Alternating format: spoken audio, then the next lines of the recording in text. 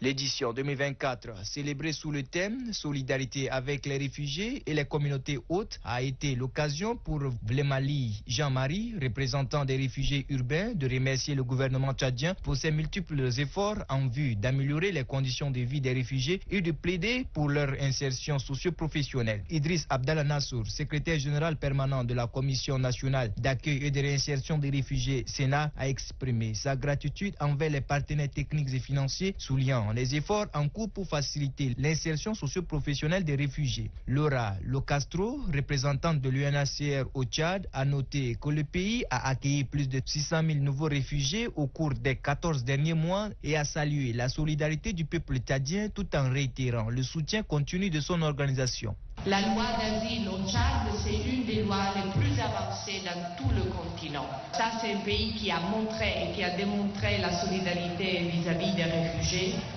et qui a toujours dit que malgré les difficultés, les portes seront toujours ouvertes et qu'il a mis en œuvre, en fait, l'inclusion des réfugiés jour par jour de plus.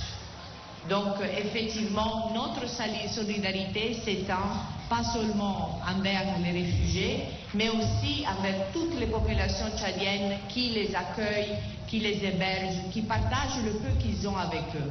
La ministre de l'Action sociale, de la solidarité et des affaires humanitaires, Fatimé Bokar Kossé, a mis en avant les actions du gouvernement en faveur des réfugiés et a lancé un appel à la solidarité internationale face à l'afflux croissant des réfugiés soudanais qui viennent s'ajouter aux réfugiés centrafricains, nigériens et camerounais. Le Tchad est confronté à des déplacements massifs suite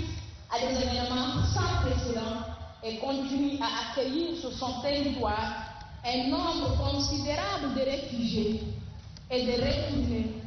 engendrés par la crise soudanaise. Dans cet ordre d'idée, le Tchad demeure toujours favorable aux solutions pour le retour volontaire et librement consenti des réfugiés dans leur pays d'origine, et c'est dans les conditions de sécurité et de dignité possibles.